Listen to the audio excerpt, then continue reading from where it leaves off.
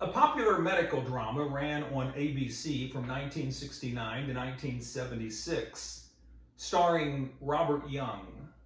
It was entitled Marcus Welby, MD. In its second season, it was the #1 show in the Nielsen ratings. Well, during its run, the show made use of a medical consultant by the name of Dr. Thomas Stern, who was a general practitioner out of Santa Monica, California. As the show's technical advisor, Dr. Stern would tell Robert Young, the actor, how to portray a doctor on the program. Well, generally, Dr. Stern would read over the scripts in the evenings or during long plane rides.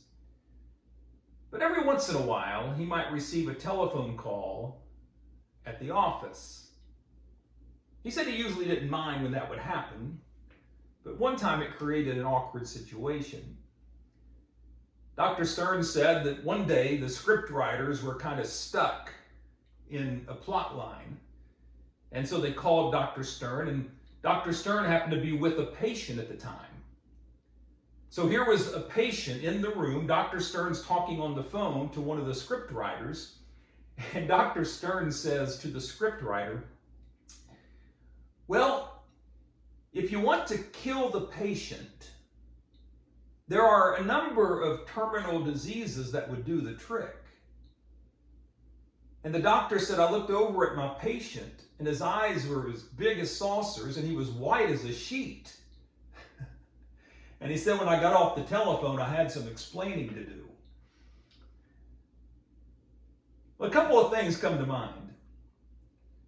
First of all, we need to be aware when we're talking on the telephone who is around us and might overhear, especially in our day of cell phones. So many people make calls in restaurants and in city parks and even out on the sidewalk.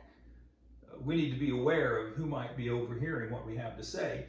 And secondly, don't be too quick to jump to conclusions when you only know one part of the conversation.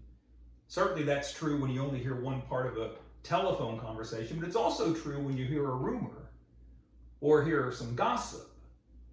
You're not in any position to come to any conclusions when you don't have all the facts. Thank you for watching, and be kind.